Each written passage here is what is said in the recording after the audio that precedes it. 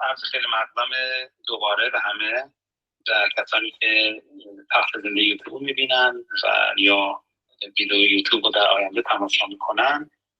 این برنامه‌های گفته‌های تاریخ همچنان ادامه داره. متاسفانه آقا سهیل به دلیل مسئله کاریشون دیگه نمیتونن به صورت فعالانه اینجا کمک کنن. ازشون خیلی متشکر هستیم. آقا وحید هم ساعتشون از سوئد خیلی ساعت راحتی نیست که بتونن این زمان به ما کمک کنن. از ایشون هم تشکر میکنیم. ولی آقا محمود همچنان در فعالانه در برنامه شرکت میکنن. امروز هم قراره در مورد یکی از باستانشناسان مهم ایرانی یه توضیحات بدم. خیلی ممنون. من از این به بعد سعی میکنم تا جایی که بتونم به آقا بهرام کمک کنم که این برنامه به نحو احسن اجرا بشه و ضبط بشه و در یوتیوب در دست همه قرار بگیره. صفحه یوتیوب هم جدید هست. این کانال یوتیوب خود آقا بهرام هست. شما اگر لینک یوتیوب رو دارید میبینید لطفاً به این کانال سابسکرایب کنید که ویدیوهای آینده رو ببینید. در ضمن ویدیوهای جلسات قبل هم الان اونجا هستن و میتونید اونها رو هم ببینید اگر یک از جلسات رو از دست دادید. و نکته آخر این که از جلسه بعد ما قراره به جای پنجشنبه آخر ماه جمعه های آخر ماه یا جمعه هر ماه همین ساعت به وقت غرب آمریکا این ساعت 6 برنامه رو داشته باشیم. شاید برای افرادی که توی آمریکا شمالی هستن زمان بهتری باشه برای شرکت کردن. این فقط 4 تا نکته کلی بود برای شروع جلسه. بله، اگر که محمود خان آماده هستید قراره که امروز آقای محمود خان در مورد دکتر سرفراز که از باستانشناسای قدیمی ایران هستند و در شوش بعد از انقلاب یک دوره مسئولیت کارهای باستانشناسی و کاوش‌ها و حفاری‌های شوش رو به عهده داشتن صحبت بفرمایند. بعدش هم آقای دکتر حسین آقا فلکی قراره در مورد گریشمند صحبت کنه. گریشمند در مورد شوش هم کارهای حفاری انجام داد. ضمن اینی که در مورد سیرکن که ما صحبت کردیم گریشمند در اونجا هم حفاری کرده و جاهای دیگه که ایشون توضیح خواهند داد. من قبل از صحبت جناب مهریزی میخوام بازم از آقای سهیل و آقای وحید رضا تشکر بکنم به خاطر زحمات عدیده‌ای که برای 6 بخش برنامه‌های گذشته کشیدند. آقای محمود خان اگر آماده هستید بفرمایید. بله چشم. افتخار اینو دارم که در معرکه یکی از بزرگان باستانشناسی ایران چند کلامی صحبت بکنم. حق بر اینه که در مورد ایشان ساعت ها صحبت بشه، ولی با توجه به اینکه تایتل برنامه چیز دیگه یه فقط در جهت اینکه از باستانشناسان اخیرمون به گونه‌ای یاد بشه و قدردانی بشه به این میپردازید.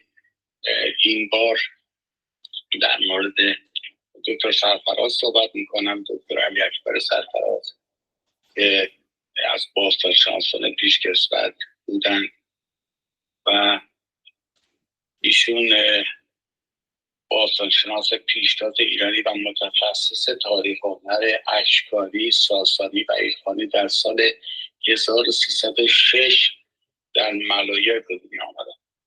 او پس از پایان دانشسرای تربیت معلم تا سال 1332 خورشیدی به تدریس پرداخت و پس از آن به تهران منتقل شد.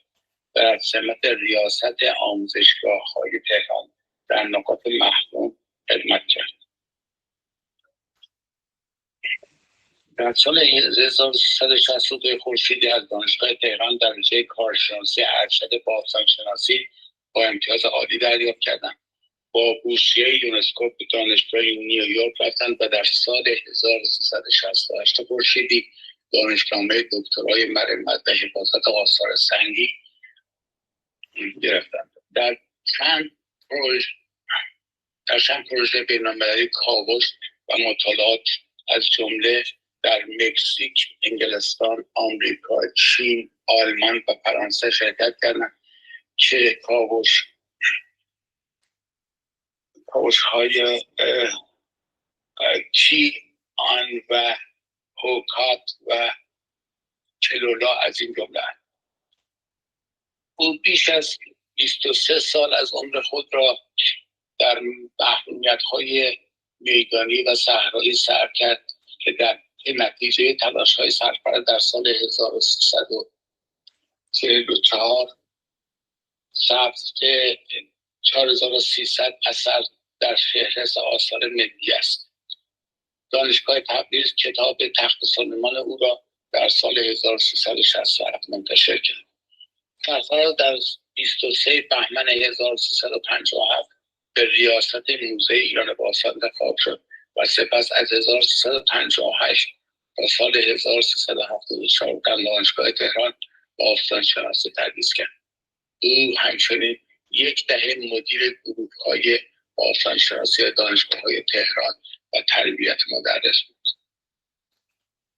کاوش‌های سرفراز در ارگ علیشاه تبریز و تنگ چوگان درک ایران شناسان را از دوره‌های ایلخانی و ساسانی دگرگون کرده است. مهمترین کاوش‌ها و مطالعات سرفراز را می‌توان ارگ علیشاه تبریز، تنگ چوگان، کاخ کوروش کبیر در برازجان، تخت سلیمان، جمعه مسجد اردبیل، رصدخانه مراغه و کتیبه خارج که سند صیانت ایران در بلخلیج فارس بوده است و همچنین مرمت و کاوش معبد آناهیتای بیشاپور برشمرد. او دست کم 16 کاوش علمی را سرپرستی کرد و در حدود 32 بررسی و گمانه‌زنی روی آثار باستان داشت. تخت سلیمان راهنمای آثار باستانی جزیره خارج و ستای ایران از کتاب‌های علی اکبر سرفراز است.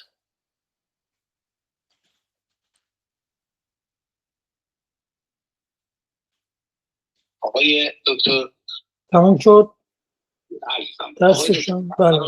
هیئت علمی دانشگاه تهران و دارای 6 مقاله ژورنالی در مجلات داخل کشور هستند. طی 10 سال با 3 پژوهشگر مختلف همکاری مستقیم علمی داشته و بیشترین همکاری وی با محمود تیموری در انتشار 3 مقاله علمی بوده است. مقالات منتشر شده ایشان بیشتر در موضوعات بیشابور، شهر باستانی، شهر ساسانی و سازمان فضایی شهر تایید شده است. مقالات ایشون مهمترین هاش اینها هستند: باستان شناسی سازمان فضایی شهر ساسانی بیشاپور را با تکیه بر بافته‌های باستان شناسی منتشر شده در فصلنامه هنر و تمدن شهر همراه با آقای محمود تیموری. بعد مقاله بعدی نقوش سردار جورجیر و تاثیرگذاری آن از هنر ساسانی منتشر شده در ماهنامه باغ نظر که همراه با شهره جوادی و علمدار علیان منتشر کردند. با بازیابی کاخهای هخامنشیان در برازجان با اتکا به داده‌های باستانشناسی منتشر شده در ماهنامه باغ نظر همراه با آقای حسین کریمیان و نصرالله ابراهیمی مقاله منتشر شده. مقاله بسیار خوب دیگه خلیج فارس بر اساس مطالعات باستانشناسی منتشر شده در ماهنامه باغ نظر که همراه با آقای محمود تیموری بوده. سازمان فضایی شهر ساسانی بیشاپور منتشر شده در ماهنامه باغ نظر باز با آقای تیموری و راحت چشمه امارت عباس‌آباد منتشر شده در ماهنامه باغ نظر با خانم زینب آزمون. فکر میکنم که بسیار بیشتر در مورد ایشون صحبت کرد، ولی به هر حال برای یک پرده در موضوع صحبت سخنرانی آقای دکتر بهرام با صحبت‌های آقای بهرام خانم‌دانی فکر میکنم که شاید بعد نباشه که من سخن کوتاه بکنم. ممنون از اینکه گوش کردید. بله، یک دنیا ممنون. آقای حسین آقا اگه شما آماده این بریم سراغ آقای گریشمن. خیلی ممنون آقا. این مطالبی که من در مورد گریشمن تهیه کردم منبع اصلیش در واقع مقاله دارت معارف یا دانشنامه ایرانی‌ها هست در مورد وومن گریشمن که توسط خانم دکتر لوریان مارتینز نوشته شده و مطالب بسیار جالبی داشته و فکر کنم بهترین و جامع‌ترین مطلب رو من اونجا دیدم. وومن گریشمن باستانشناس برجسته فرانسوی اوکراینی بود که به خاطر حفاری و اکتشافات باستانشناسی در ایران شهرتی جهانی پیدا کرد. او در طول نزدیک به 30 سال فعالیت علمی خود سرپرستی حفاری در برخی از مهمترین محوطه‌های باستانی ایران رو بر عهده داشت و نقش مهمی در شکل‌دهی به دانش امروزی ما از تمدن ایران ایفا کرد. گریشمن در سال 1895 در شهر خارکیف اوکراین و در یک خانواده یهودی به دنیا آمد. در جنگ جهانی اول در ارتش روسیه خدمت کرد و پس از انقلاب روسیه ناچار به ترک وطن شد و به استانبول و سپس به فلسطین مهاجرت کرد. علاقه‌مندی گریشمن به تاریخ در همین دوره شکل گرفت. پس از اون به پاریس رفت و به تحصیل باستانشناسی و زبان‌های باستانی نزد استادان برجسته آن دوران پرداخت.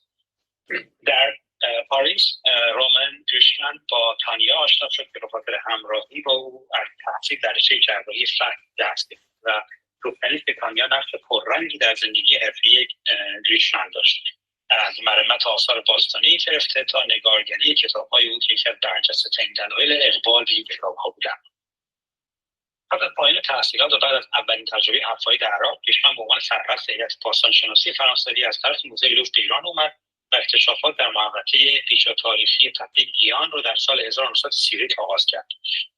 پس از اون 3 فصل کاوش گریشمن در تپه سیرک زیربنای پژوهش‌های بعدی درباره دوره‌های پیچ تاریخی و آغاز تاریخ ایران رو فراهم کرد. در اینجا برای اولین بار گریشمن به خرس‌های خام توجه کرد. تا اون زمان اکثرا اینا مورد توجه دقیق قرار نمی‌گرفت. پس از اون از سال 1935 تا 1941 در 5 فصل گریشمن به اکتشاف در آثار دوره ساسانی در بیشاپور پرداخت. نکته جالب اینه که متاسفانه از اونجا که خوابگاه تیم باستانشناسی مورد دستبرد و سرقت قرار گرفت، بسیار از یافته‌های این اکتشافات هیچگاه چاپ نشدند. بعد از پایان جنگ جهانی دوم در سال 1945 گریشمن بار دیگر به عنوان رئیس هیئت باستانشناسی فرانسوی برای ادامه کار به شوش رفت و کار رولاند دومکنوم رو پی گرفت. این آغاز 20 سال حفاری و تحقیق گریشمن در شوش بود. او برای اولین بار به جای تلاش برای یافتن اشیاء موزه پسند روش مدرن باستانشناسی رو به کار گرفت و به بازسازی تاریخ طولانی این شهر از 1000 سال پیش از میلاد تا قرن 7 هجری پرداخت. تلاش‌ها و یافته‌های گریشمن شناخت جهانی از تمدن ایرانی و شهر شوش رو به کل متحول کرد. در نهایت میتوان گفت پژوهش‌های گریشمن در زیگورات پروازنبیل یکی از سالم‌ترین زیگورات‌های جهان است. برجسته‌ترین دوره کاری او بود. گریشمن از سال 1951 تا 62 در 9 فصل در چغال‌زنبیل دست به اکتشافات زد و نتایج آن را در مجموعه چند جلدی منتشر کرد. در سال 1972 گریشمن آخرین پروژه پژوهشی خود را در ایران در مسجد سلیمان به اتمام رساند. اگر فرصت هست من خیلی کوتاه میخوام در مورد چند تا دستاوردهای علمی و دیدگاه گریشمن صحبت کنم. گریشمن پژوهشگر پرکاربردی بوده و بیش از 300 تا مقاله و 20 تا کتاب منتشر کرده. از آثار برجسته‌اش که به فارسی ترجمه شده میتونید به کتاب‌های پارت‌ها و ساسانیان و ایران ایرانیان از آغاز تا اسکندر و ایران از کهن‌ترین زمانها تا فتح اسلامی اشاره کرده. اینا از همین گفتم به فارسی هم ترجمه شدن. کتاب‌هاش به دلیل بررسی جامع تاریخ سیاسی، دین، هنر و شهرسازی و زندگی اجتماعی و نیز تصاویر غنی که بسیاری از آنها توسط همسرش تهیه شده بودند شهرت دارند و پژوهش‌های گریشمن موجب شدند دستاوردهای تمدن ایران در سطح جهانی شناخته بشن و نسل‌های متعددی از باستانشناسان از آثار اون الهام گرفتند. در پایان عمرش هم میگیم استادی دانشگاه اکس پروانس و آکادمی کتیبه ها و زبان‌های باستانی فرانسه را بر عهده داشت. گریشمن متأثر از مکتب فکری تاریخ‌نگاری فرانسوی بود و برای همین بر اهمیت موقعیت جغرافیایی ایران میان شرق و غرب تاکید داشت و معتقد بود تاریخ این سرزمین از نقش اون به عنوان چهارراه و منطقه حائل همواره تحت تاثیر تهدیدها و نیز برخوردار از تجارت و تبادل فرهنگی بود. و برای پایان اگه بخوایم چند تا از نحوهای علمی که به کار گریشمن وارد به مطرح کنیم، با وجود اینکه برخی نظرات و روش‌های اون قدیمی تلقی می‌شد، بخصوص در پایان دوره حفاری‌هاش مثلا حدود 30 سال کار حفاری می‌کرد، ولی باید بگیم که همچنان نظرات و کارهای پیشگامانه‌اش انکارناپذیر هستند. به عنوان مثال بعضی از تعمیم‌هاش مورد شک قرار گرفته و متاسفانه به دلیل زمانی طولانی که در ایران برای حفاری سپری کرد موفق نشد همه یافته‌هاش به طور کامل منتشر کنه و دسترسی پژوهشگران بعدی تا حدودی محدود شد به برخی از یافته‌ها. آخرین نکته شاید جالب در مورد گریشمن این بود که ارتباطش با محافل و کلکسیون‌های هنری ایران تا حدودی جنجال برانگیز شد. در سالهای پایانی زندگی گریشمن یک نمایشگاه گالری در مورد آثار هنری باستانی ایران در پاریس به همت گریشمن انجام شد که برخی از آثاری که او از گنجینه سیکیه معرفی کرده بود اونجا بعدها مورد تردید قرار گرفت، چون ارتباط اونها با اون نقطه مورد شک قرار گرفت. و در نهایت باید بگم گریشمن و اعتبار جهانی اون نقش مهمی در گسترش همکاری‌های باستانشناسی ایران و فرانسه داشتن و در سال 1979 در بوداپست درگذشت و میراث علمی ارزشمندی از خود به یادگار گذاشت. در مورد کتاب خانومش هم اشاره بکنید بعد نیست.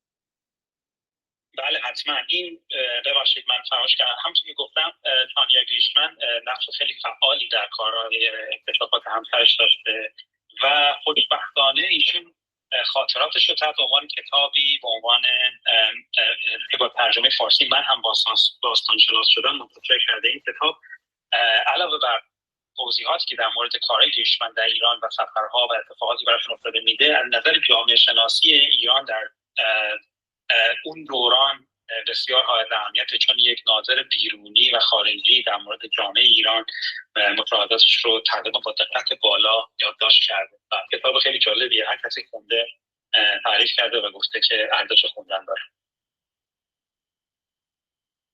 خیلی ممنون. البته خانم تانیا گریشمن دندون پزشک بودند که کارشون رو ول میکنن و با همسرش میاد ایران و سالیان سال در ایران بود. خب من میخوام که بریم توی بحث قسمت دوم شهر شوش، ولی قبلش میخوام یه جمله رو بگم که فکر کنم تمام ایرانی‌ها این جمله رو امروزه با پوست و استخونش هم مفهومش و هم مصداقش رو به خوبی دریافتن. میگه تاریخ را بخوان تا آینده را به بهای نادانی نسازید. من یه بار این جمله تو خیلی مهمه میگم، تاریخ را بخوان تا آینده را به بهای نادانی نسازید. فردوسی میگه هر آن کس که دارد ز دانش نشان، ز گذشته برد زندگانی گمان. بزرگان ما باور داشتند که آگاهی از سرگذشت گذشتگان چراغ راه آینده است. هر که تاریخ بخواند دانا شود، زیرا میفهمد که چه چیزی را چه راهی را برای کامیابی میتونه پیدا بکنه و کدام راهها به شکست می انجامد. بیهقی میگوید که تاریخ دفتر خردمندان است. او میگوید چنان دان که آنچه بر پیشینیان رفت بر ما نیز خواهد رفت. پس باید کار خویش را نیکو ساخت و از روزگار عبرت گرفت. سعدی هم هشدار میده که خبری از گذشته در تاریکی باعث شما در تاریکی بمانه.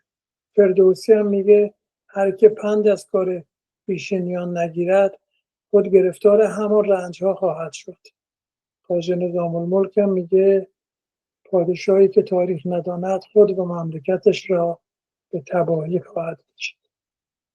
اینا همه تیکه هایی هستش که چرا ما دنبال تاریخ میریم و چرا میخوایم تاریخ بخونیم و چه کمکی به ما میکنه.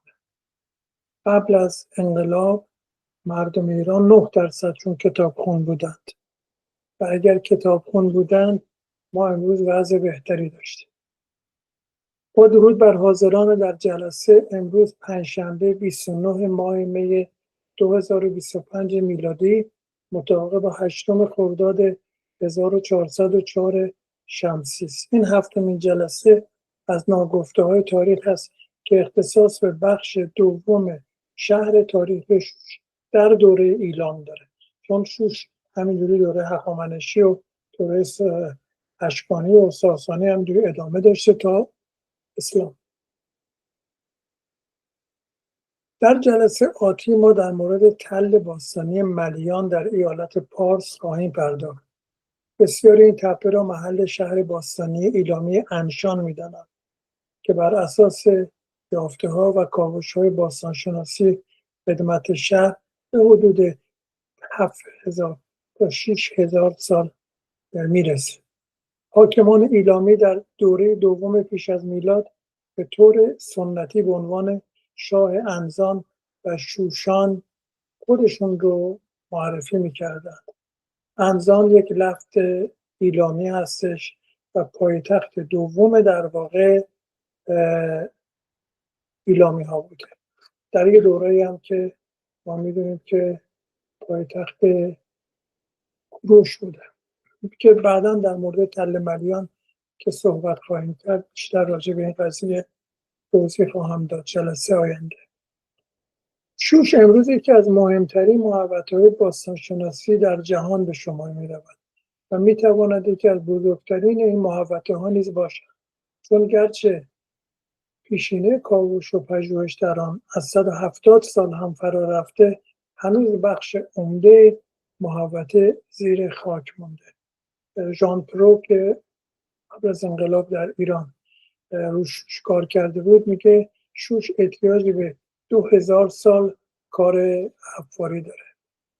توسعه شهری شوش جدید نیز عملیات سدسازی روی درود کرخه و دز تهدیدی برای محوطه باستانی شوش به شمار می‌رود، اما در مقابل هم تلاش‌هایی برای صیانت و نگهداری از این دورگانه میراث فرهنگی باستانی کشور ما در حال انجام است و آثار باقی مانده از عظمت گذشته شوش همچنان گردشگران را از سراسر دنیا به خود جلب می‌کند.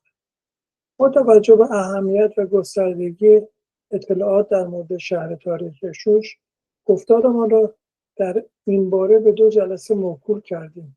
در جلسه قبل تحت عنوان شوش کانون تمدنی درخشان در نجد ایران، ما گفتاری را در باب شکل‌گیری شهر شوش و سابقه کاوش‌های 170 ساله باستانشناسی در آن مطرح کردیم. در این جلسه که در واقع دومی و آخرین قسمت به بحث ما در مورد شهر شوش است، اشاراتی به ویژگی‌های شهرسازی و معماری شوش در دوره ایلام خواهیم کرد. وضعیت صنایع، موسیقی، جایگاه زنان و قانون مدنی شوش در همون دوره ایلام رو مرور خواهیم کرد و سپس به یافته‌های مهم باستانشناسی در شهر شوش می‌پردازیم. در نهایت منتخبی از کتابشناسی در مورد شوش رو ارائه خواهیم. اما برگردیم به ویژگی‌های شهرسازی شوش. شوش یکی از کهن‌ترین شهرهای جهانه و از مهمترین مراکز تمدن ایلام در نجد ایران بوده که قدمت خود شوش به هزاره 5 پیش از میلاد باز می‌گرده. عنوان پایتخت سیاسی و مذهبی و به خصوص مذهبی ایلامیان شناخته می‌شده. شهرسازی شوش در دوره ایلام دارای ویژگی‌های منحصر به فردی بود که متناسب با نیازهای حکومتی، مذهبی و اقتصادی آن زمان طراحی شده بود که از وجه ساختار شهر، معماری بناها، سیستم‌های آبرسانی و اصول کلی شهرسازی در شوش حائز اهمیت هستش. موقعیت جغرافیایی شوش که در جنوب غربی ایران و نزدیکی رود کرخه قرار داشت باعث شده بود که شهر از نظر کشاورزی و حمل و نقل بسیار حائز اهمیت باشد. همچنین قرارگیری شوش در مسیر تجارت بین النهرین و نجد ایران آن را به یک مرکز اقتصادی مهمی تبدیل کرده بود. گفتیم در جلسه قبل که بین النهرین نیاز به بسیاری از مصالح و مواد اینها نیاز داشت که در اون بین النهرین وجود نداشت و خیلی تکیه داشت به تمدن زاگرس. نظر سازماندهی شهری در دوره ایلام شوش به چند بخش اصلی تقسیم شده بود که در این نقشه میتونید شما ببینید. یه قسمتش تپه آکروپول بود یا شهر شاهی یا ارگ حکومتی که مباحث مذهبی و حکومتی در آکروپول مستقر بود. در این بخش زیگورات رو داشتیم، معابد داشتیم، کاخهای شاهی رو داشتیم. تپه شاور منطقه مسکونی بود و دارای که در اونجا خانه‌های بزرگان، کارگاه‌های صنعتی، انبارهای غلات قرار داشت. سومین قسمت شهر پایین بود که بخش مسکونی و تجاری شهر بود که محل زندگی مردم عادی، کارگران، صنعتکاران و بازرگانان به حساب می‌رفت. کوچه ها و خانه های شوش در این بخش قرار داشت و از خشت خام و آجر ساخته شده بود. بازارها، انبارهای غلات، کارگاه‌های صنعتی مثل کارگاه‌های ساخت سفال و فلزکاری در این منطقه قرار داشت. قسمت بعدی حومه شهر بود که بخش کشاورزی و صنعتی را تشکیل میداد. در این قسمت زمین‌های کشاورزی، باغ‌ها و سیستم‌های آبیاری وجود داشت. برخی از کارگاه‌های صنعتی مثل ذوب فلزات، تولید سفال هم و بافندگی هم در این بخش فعالیت می‌کردند. خانه‌های شهر اغلب دارای حیاط مرکزی و دارای اتاق‌های متعددی بودند. بعضی از خانه‌ها شامل فضاهایی برای انبار غلات و نگهداری ابزار کشاورزی نیز بودند. شهر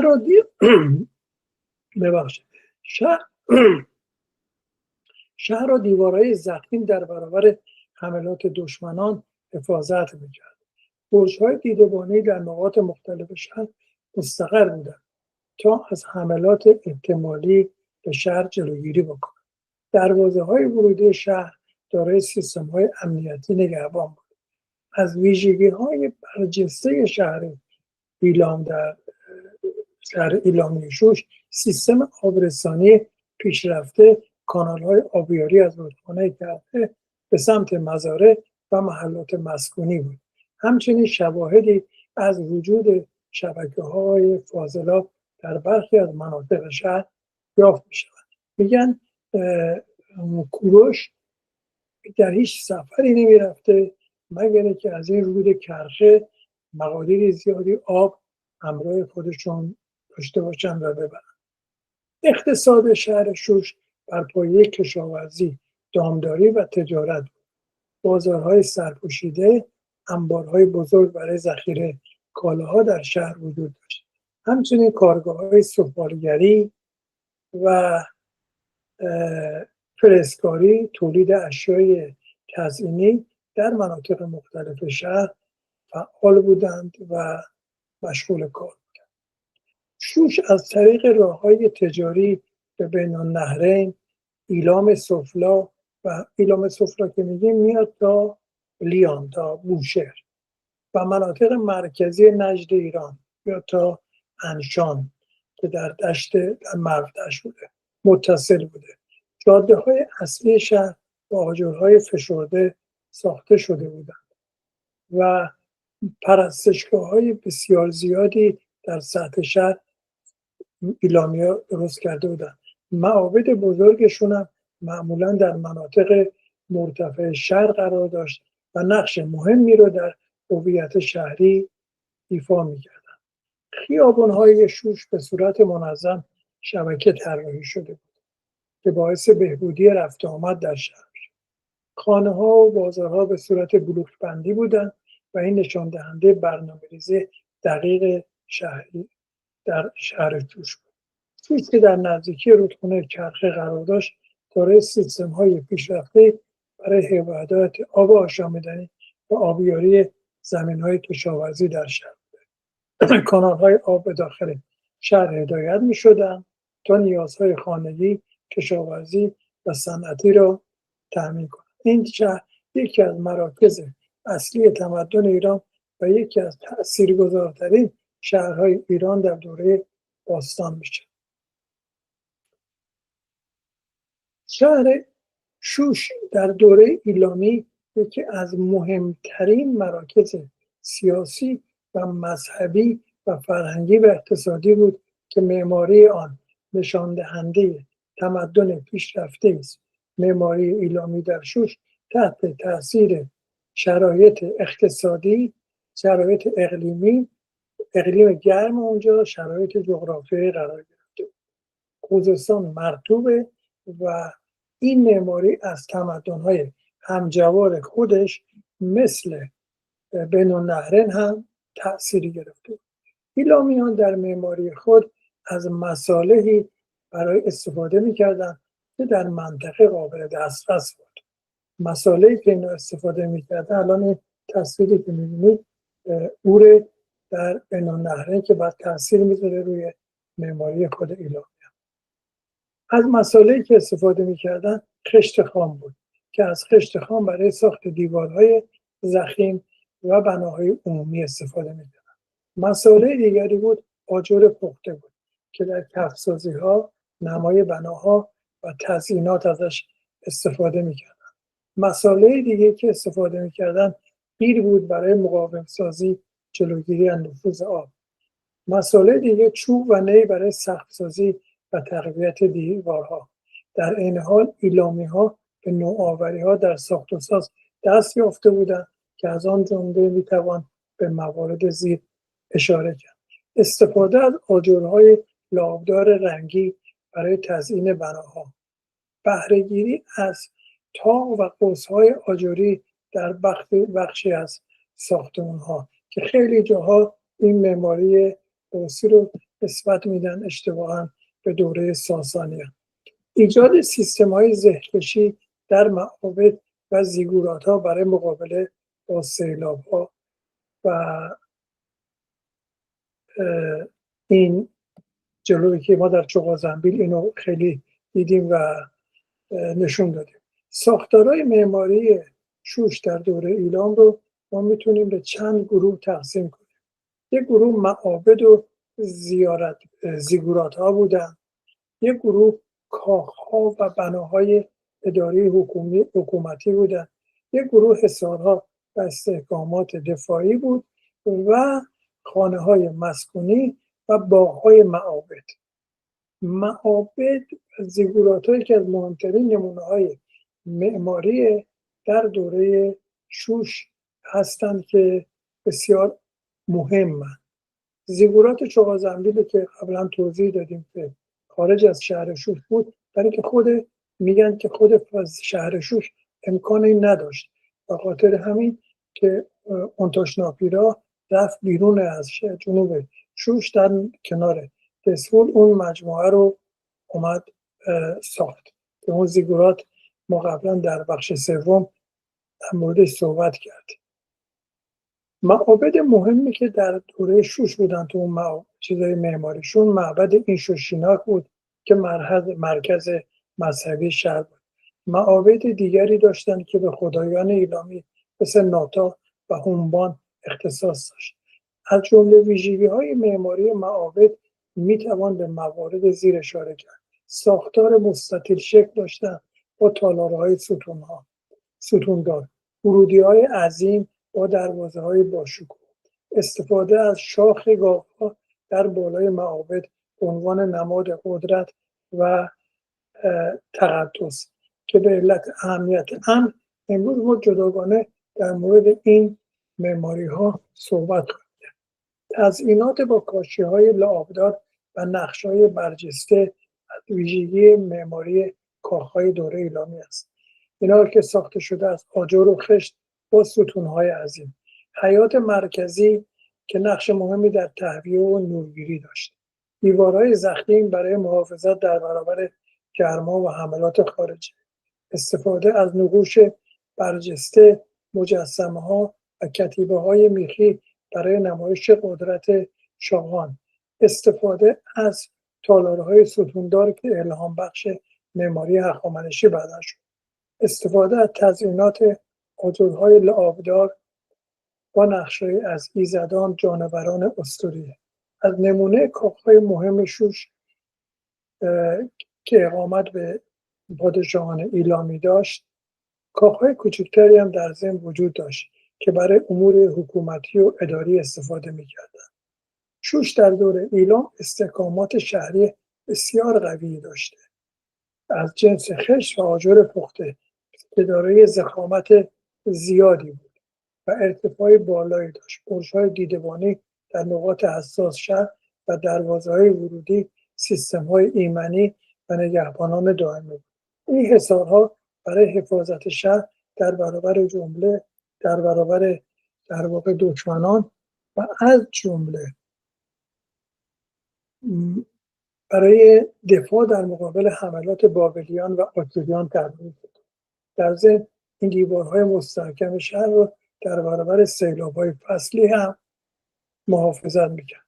خونه‌های مسکونی ویژگی‌هایی داشتند. خونه‌های مسکونی در شوش به صورت مجموعی از اتاق‌های کوچک در اطراف یک حیاط مرکزی ساخته شده بودند. خانه‌ها دارای دیوارهای ضخیم خشتی برای عایق‌بندی در برابر گرما بودند. حیاط مرکزی برای تهویه طبیعی و ایجاد سایه ایجاد می‌کردند. خانه‌ها دارای اتاق‌های طویل و مستطیل شکل با سقف‌های مسطح بودند. مصالح مورد استفاده خشت خام، چوب، نی و آجر بود. خیابان‌های شهر به صورت شبکه منظم طراحی شده بودند. خانه‌های اعیان دارای تامین اتاق، انبار و حوض آب بودند. در تزئینات استفاده از نقوش برجسته از شاهان، خدایان و صحنه‌های جنگ، استفاده از کاشی‌های لعابدار آبی، سبز و زرد که بعداً به تزئینات معماری هخامنشی تأثیر بسیار زیادی گذاشت، نصب کتیبه‌های خط میخی روی دیوارها و ستون‌ها، استفاده از مجسمه‌های سنگی و سفالی از پادشاهان و حیوانات مقدس. در شوش معماران از ساخت کانال‌های آب و نهرها و حوضچه‌ها برای تأمین آب شرب و آبیاری به مساکن، کاخ‌ها و معابد استفاده می‌کردند. همچنین استفاده از خنات و سدهای کوچک برای مدیریت آب‌های منابع آبی رایج بود. برای جلوگیری از تجمع گلولای خیابان‌ها دارای زهکشی بودند. نکته بسیار جالب در معابد ایلامی وجود باغ‌های مقدس است که در کتیبه‌های معابد، مثلا در معبد خدای خورشید ناهنفه در شوش و معبد الهه کریریشا در درونتاش به این باغ‌ها اشاره شده و احتمالاً جزء اصلی معبد ایلامی بوده. در گزارش آشوربانیپال هنگامی که شوش را حمله میکنه به شوش، آمده که این عین جمله است که در کتیبه‌اش اومده: من معبد ایلام را برافکندم، من خدایان و الهه آن را برباد دادم، سربازان من به باغ‌های پنهان آن نفوذ کردند، جایی که هیچ بیگانه‌ای هرگز نرفته بود یا حتی به گوشه آن هم نظر نکرده بود. ایشان اسرار آن را دیدند و آن را به وسیله آتش نابود کردن. یعنی این در واقع معابد دارای باغ‌های اختصاصی بود که و برای افراد خاصی بود که ما بعداً اینو در فرهنگ دوره زرتشت و در آیین میترائیسم در محرابه ها میبینیم که نه این باغ‌ها رو ولی اون فضاهای سیکرت. برای نگهداری باغ‌های مقدس معابد شوش مشکلات آبرسانی فراوان وجود داشت. در آن روزهای صف‌های طویلی از الاغ‌های بارکش راه میان معبد و رودخانه اولای را به دفعه میپیمودند و مشکای پوست بزی را حمل میکردند. باغ‌های مقدس به هیچ وجه باغچه کوچکی نبودند. بر اساس کتیبه ها میدانیم که در یک وهله 10 درخت فقط در معبد الهه سیمود در شوش قطع شده است. آب هم نه تنها برای باغ‌ها مورد نیاز بود بلکه کاهنان نیز به این آبها نیاز داشتند برای غسل و مراسم تقدیس. منابع موجود فقط اطلاعات جزئی در مورد اعمال مذهبی ایلام می‌آمدند. عبادت آنها معمولا همراه با موسیقی بود. روی مهری به دست آمده میتوان نوازنده را دید که در حالی که مجسمه در شهر گردش داده می شود روی جلوی مجسمه نشسته و داره مراسمی رو اجرا میکنن با وسیله موسیقی. در سال 2250 پیش از میلاد شاه گوتیک اینشوشیناک به نوازنده ها حقوق میداد تا صبح و شب در مقابل در ورودی معبدی که به اینشوشیناک اختصاص داده بود برای او بنوازند. 1500 سال بعد در نقش حکاکی شده که میبینید در نقش حکاکی شده شاهزاده خانه در کول فرح نزدیک ایزه دوبار به نوازنده ها ما برمیخوریم. خلاصه که معماری شوش در دوره ایلامی نشان دهنده تمدن قدرتمند و پیشرفته بود که توانست شهری منظم مستحکم با ساختارهای عظیم بسازد. معابد بزرگ، کاخهای باشکوه، خانه‌های مسکونی، باغات مقدس، سیستم‌های دفاعی و آبرسانی همه نشان دهنده دانش و مهارت بالای ایلامیان در معماری و شهرسازی است. این ویژگی‌ها باعث شدند که شوش یکی از مهمترین مراکز باستانی جهان باشد. معماری ایلامی تأثیر زیادی بر تمدن‌های بعدی ایران به ویژه معماری هخامنشی به جا گذاشت. بسیاری از عناصر معماری ایلام مانند تالارهای ستون‌ها، آجرهای لعابدار، نقش‌های برجسته در تخت جمشید و دیگر بنای هخامنشی به خوبی دیده می‌شود. اگر نگاه دقیق‌تری به تاریخ این دوره بیاندازیم متوجه می‌شویم وقتی در سال 538 پیش از میلاد ایلام جزئی از امپراتوری هخامنشی شد، پارس‌ها وارث هنر و تمدن آن شدند، چرا که مدت قبل از آن نیز ایشان از تربیت ایلامی بهره بودند. در واقع پارس‌ها از 695 پیش از میلاد هموطن و همسایه ایلامیا بودند.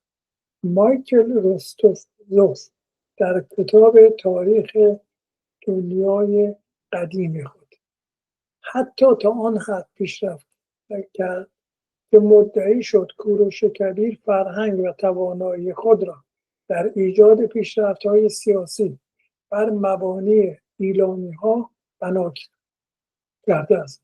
در حال فرهنگی که ایران از ایلام به ارث برد بر تاریخ فرهنگیان اثری زیاد داشته، آنچنان که این تأثیرات تا امروز هم قابل دریافت هستش. اما برگردیم به داستان ساختمان‌های شاخدار. یکی از ویژگی‌های معماری ایلام که به علت اهمیت آن جداگانه مورد بررسی قرار می‌دهیم، ساختمان‌های شاخدار در معابد ایلامی است که به نوبه خود نمونه از تداوم تاریخی معماری در تمدن ایران به شمار می‌رود. لازم به ذکر است اطلاعات ما از معابد ایلامی از نقش مهرهایی است که از دوران اولیه ایران به دست ما رسیده و همچنین از محتویات کتیبه‌های ایلامی و آشوری.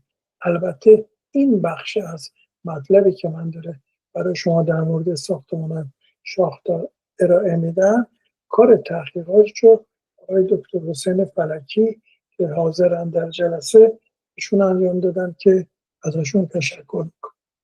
ناگفته نماند اطلاعات این بخش را مدیون زحمات ایشون هستیم که ازشون عمیقاً تشکر میکنم. یکی از ویژگی‌های بارز تمدن‌های مستقر در پهنه تاریخی و جغرافیای سرزمین ایران تداوم تاریخی است. به زبان ساده سنت‌های فرهنگی، دینی، زبانی، هنری و معماری این سرزمین برای هزاران سال با تغییرات اندکی ادامه پیدا کرد. این پدیده مورد تایید و مورد تعجب بیشتر مورخین ایران است. یکی از بهترین مثال‌ها برای نمایش این تداوم تاریخی پدیده ساختمان‌های شاهدار هستش که اولین و قدیمی ترین مدرک از معماری معابد ایلامی، برگردم رو همون که نوشته، نگاره است که در واقع اثر یک مهر استوانه‌ای کشف شده در شوش مربوط به دوره شوش دو، متناسب با 3300 پیش از میلاد است که اکنون در موزه لوور نگهداری میشه. در تصویر واضح‌تر 6 شاخ بزرگ در دو طرف ساختمانی که به نظر مورخین معبد یا کاخ مشخص هستند. این نوع بنای رو به شکل یک بنای مربع مستطیل مرتفع بر یک شالوده ایواندار نشان می‌دهد. آجرکاری قسمت جلو دارای روزنه‌هایی بود که در قسمت پشت ممکن است پلکان‌هایی برای دستیابی به بنا وجود داشته باشد. در خود بنا در خود بنا در چارچوب بلندی را می‌بینیم که فقط در سمت چپ این دو عملاً به عنوان در وجودی استفاده می‌کردند. سقف بنا صاف و متشکل از چند ردیف تیر چوبی است. درون بنا به وسیله یک دسته پنجره‌های مربع شکل که میان در و سقف قرار داشته تهویه می‌شده. در یکی از کتیبه‌های فراوان بجامانده از شیلهک اینشوشیناک که بین 1150 تا 1120 پیش از میلاد بر ایران حکومت می‌کرده چنین اومده: اقامتگاه مزد با خشت خام ساخته شده. من پرستشگاه را با آجر لعابدار مرمت کردم و ظروف زرین اینجا قرار دادم. شاخ و باروی برنز با روکش طلا ساختم و آنجا قرار دادم. دروازه از نقره و طلا اینجا قرار دادم و نصب کردم. این تنها یکی از نمونه‌های آجرهای کتیبه‌دار شیلهک اینشوشیناک است. به نوشته والتر هینکس در کتیبه‌های مختلف ایشان به بازسازی 20 معبد شاهدار اشاره شده. ایلامیان معابد متنوعی با کاربردها و نام‌های مختلف داشتند. در گونه از آنها برای تزیین نمای بیرونی از شاخه‌های در ابعاد بزرگ استفاده می‌کردند.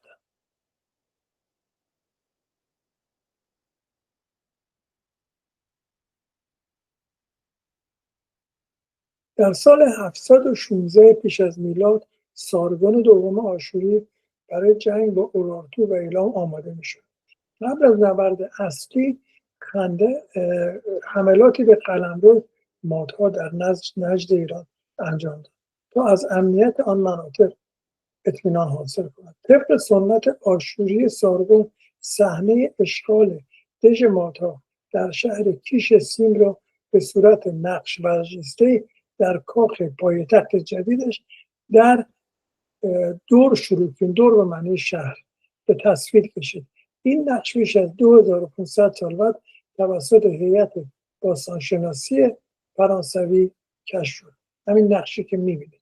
در سال 1855 در حین انتقال این نقش برجسته به همراه حجم بسیار زیادی از یافته‌های دیگر باستانشناسان به خلیج فارس برای ارسال به موزه اروپایی، قایق‌های فرانسوی مورد حمله راهزنان عرب قرار می‌گیرند و در دجله غرق می‌شدند. اتفاقی که به فاجعه قرن معروف شده. خوشبختانه اوژن فلانده بعضی از نقش برجسته‌های از این نقش برجسته‌ها نقاشی دقیقی کشیده بود و اکنون ما می‌دانیم شاخه‌های بزرگی بر فراز ساختمان دژ مادی توسط هنرمندان آشوری ثبت شده. این تصویر در کتاب پل امیل بوتا که نقاشی‌های فلانده را چاپ کرده است موجود است. در سال 653 پیش از میلاد، یعنی 500 سال بعد از داستان شیلحک اینشوشینات، آشوربانیپال که در اربلا اربیل امروزی مستقر بود، سپاهی برای سرکوب نوبان به ایلام فرستاد. در این نبرد معروف که به نبرد اولای در کرخه امروزی پادشاه ایلام کشته میشه، نگارگران آشوری این نبرد را با تقلید از سبک‌های معماری بر دیوار کاخ آشوربانیپال در نینوا تصویر کردند. در قسمت پایین این نگاره زیگورات شوش دیده می شود که توسط والتر هینز در کتاب جهان گم شده اسلام بازسازی شده. در این تصویر شاخه‌های بالایی را شما در تصویر مشاهده می‌کنید. در تصویر واضح‌تر 6 شاخ بزرگ در اطراف دو بگردیم همون قبلی. در تصویر واضح‌تر 6 شاخ بزرگ در دو طرف ساختمانی که به نظر مورخین معبد یا کاخ است مشخص است. این مهر بنایی رو به شکل مستطیل نشون میده که اینو توضیح دادیم. آشوربانیپال هم گفتیم، شما مگه ذره اشتباه کردم. 6 سال بعد دوباره در سال 647 آشوربانیپال میاد شخصا در رأس یک سپاهی به شوش حمله میکنه و آخرین ضربه کاری رو به پادشاه ایلام وارد میکنه. تخریب شوش توسط آشوریان با نگاره دیگری در کاخ اوبه تصویر کشیده شده است. این نگاره در موزه بریتانیا نگهداری می شود. سربازان در حال شکستن و غارت اشیاء شبیه به شاخ دیده می شود. اما مهمتر از تصاویر در کتیبه بلند استوانه‌ای که در کاوش‌های هرمز رسام کشف شد، معروف استوانه رسام، آشوربانیپال در مورد تخریب زیگورات شوش و شکستن شاخه‌های طلایی برج معبد به صراحت سخن می‌گوید.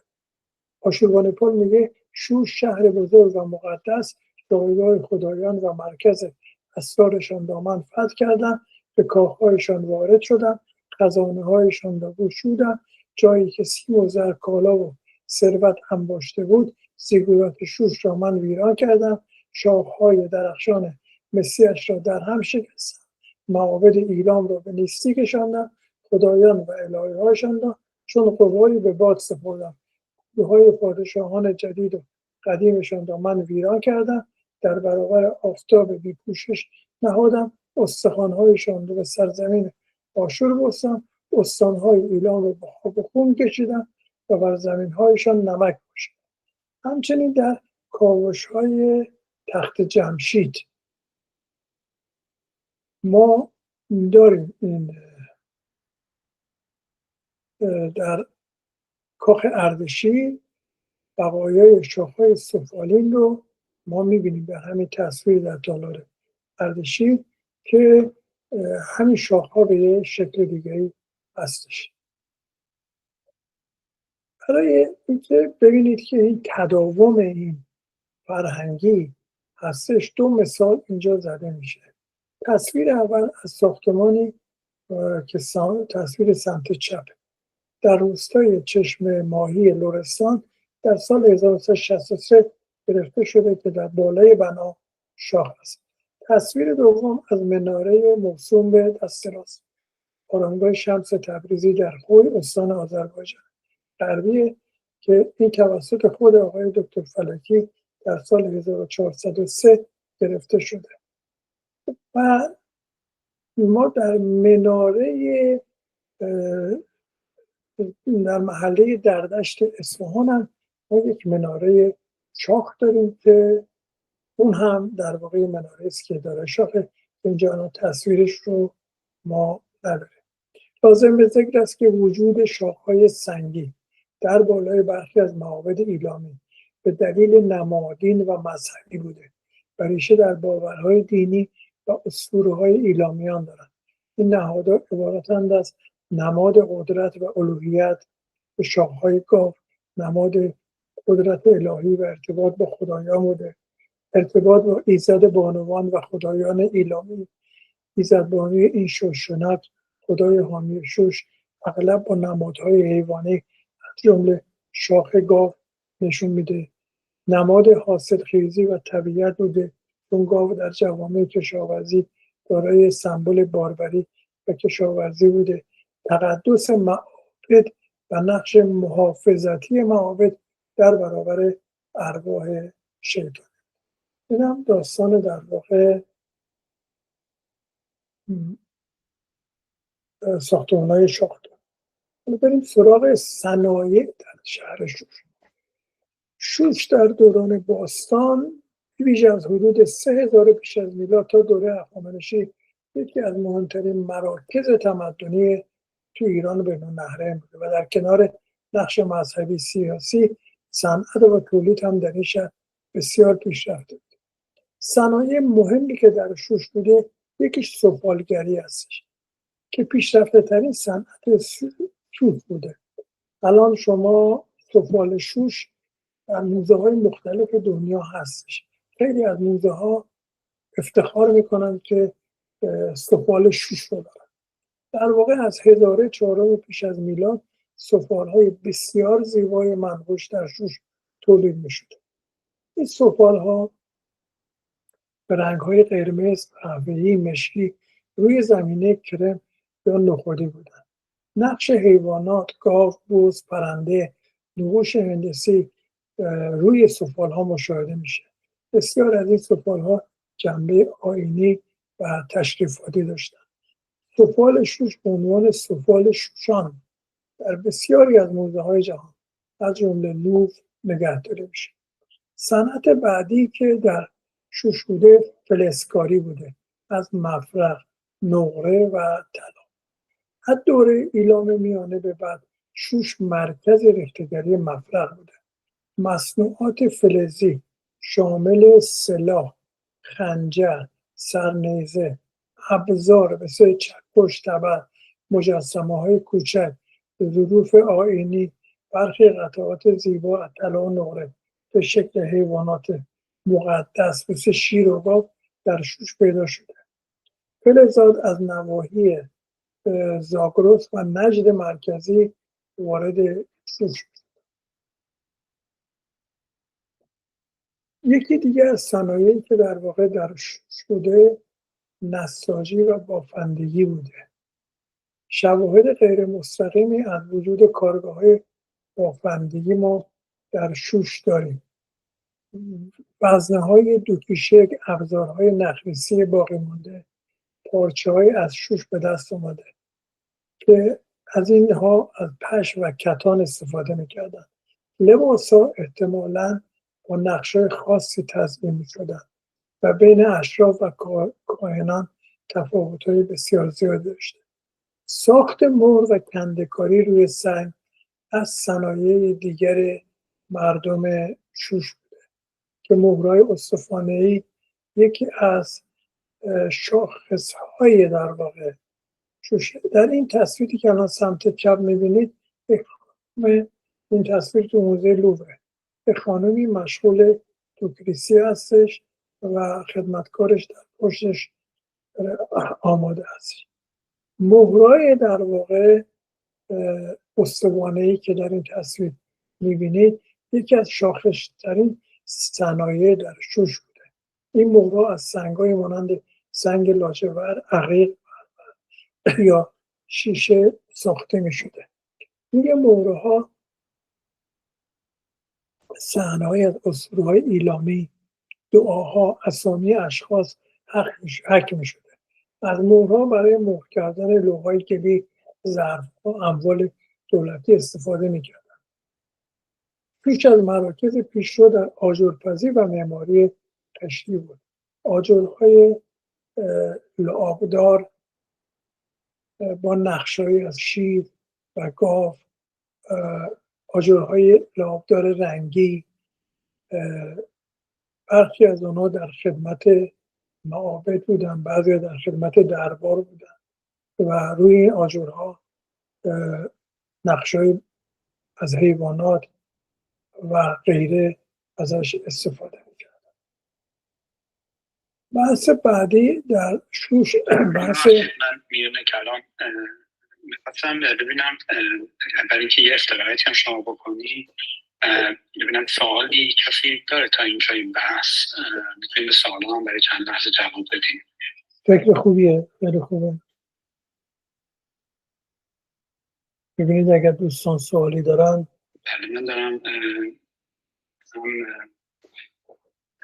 کلاب هاوس و کنم یوتیوب رو تبدیلشون نگاه میکنم. ما الان 5 نفرم در یوتیوب به صورت زنده در آن تماشا هستن و توی کلاب هاوس هم به 9 نفر اینجا داریم. اگه کسی سوالی داره میتونیم الان به سوال جواب بدیم.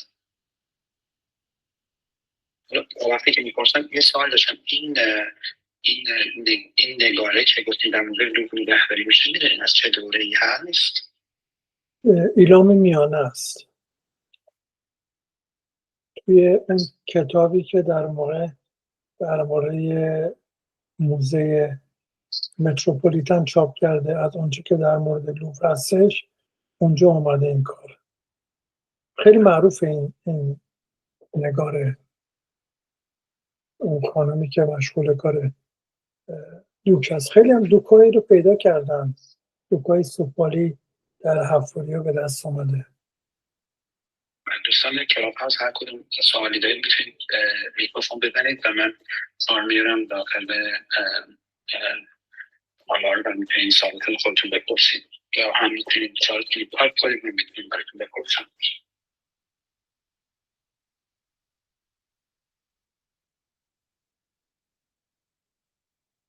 خب اگر ندارن بریم روی ادامه بحثمون. خب یکی از چیزایی که در مورد شوش خیلی جالبه جایگاه موسیقیه. موسیقی شهر باستانی شوش در دوره ایلام بسیار شکوفا بوده، گرچه به صورت مستقیم آثار موسیقیایی زیادی از آن دوره باقی نموده، اما شواهد باستانشناسی و متون تاریخی اطلاعات مهمی در مورد حضور موسیقی در این تمدن ارائه میده. در تمدن ایلام موسیقی بخش جدایی ناپذیر از آیین‌های مذهبی و نیایش‌ها بوده. در معابد بزرگ مانند معبد زیگورات چغازنبیل در نزدیکی شوش از موسیقی برای همراهی با نیایش‌ها و قربانی‌ها استفاده می‌شده. موسیقی راهی برای ارتباط با خدایان در نظر گرفته شد. فارمر موسیقی شناس انگلیسی به استناد کتیبه‌های سومری و اکدی به این نتیجه رسیده که در دوران فرمانروایی پزور اینشوشیناک سده 27 پیش از میلاد عده‌ای از موسیقیدانان ایلامی هر پگاه و شامگاه در برابر معبد اینشوشیناک موسیقی اجرا می‌کردند. از آنجا که فارمر به اجرای موسیقی در معابد اشاره کرده، میتوان احتمال داد که گونه‌های موسیقی مذهبی و شاید نغاره‌زنی همراه با نیایش بوده است. در حفاری‌های شوش آثار نشانه‌هایی از سازهای کوبه‌ای بادی کشف شده که نشان دهنده آن است که مردم شوش از ابزارهای مانند طبل‌ها و دف‌ها، سازهای بادی مانند نی، فلوت و تنبور استفاده می‌کردند.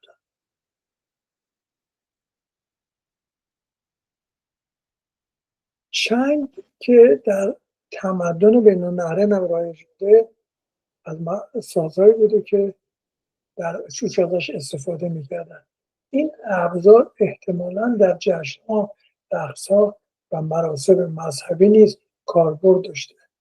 نگاره متعلق به 1500 پیش از میلاد در شوش تنبورزنی را نشان می‌دهد که نقش انسان دیگری را بذار من اون رو پیدا کنم.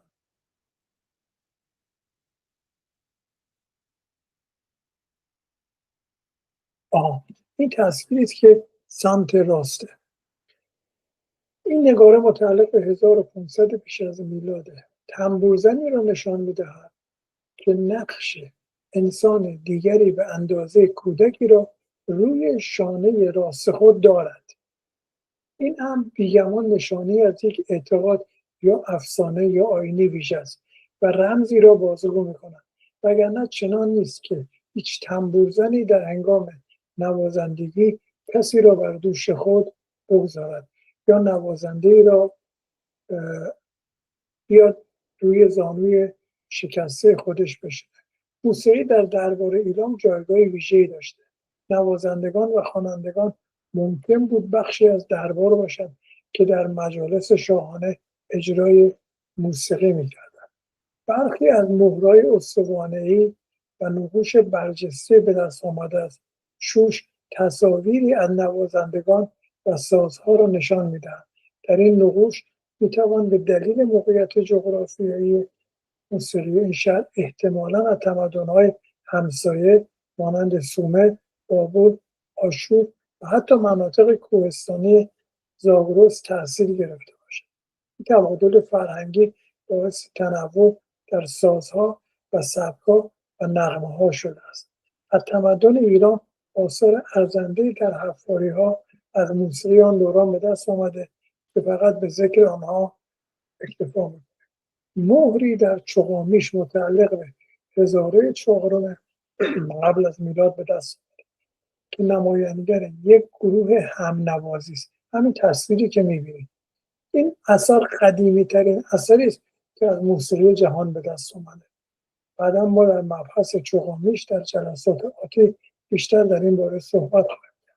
سنگنگاره کول فرح متعلق به اواخر هزاره چهارم پیش از میلاد که در آن مراسم قربانی همراه با نواختن موسیقی را نشان می‌دهد. در این تصویر 3 نوازنده وجود دارد که یکی دف و 2 نفر دیگر چنگ می‌زنند. جام ارجان که اگر خاطرتون باشه در موردش صحبت کردیم به هزاره دوم پیش از میلاده تعدادی نوازنده را نشان می‌دهد، از جمله یک خانم چنگ نواز که ما قبلا در مورد تاریخ ایران به تفصیل در موردش صحبت کردیم. اما بریم سراغ جایگاه زنان در ایلام و مقایسه کنیم با جایگاه زنان در امروز کشور ما. همون حرفی که اول زدیم که اگر ما تاریخمون رو ندونیم به اشتباه تصمیماتی رو میگیریم. زنان در ایلام حق مالکیت داشتند.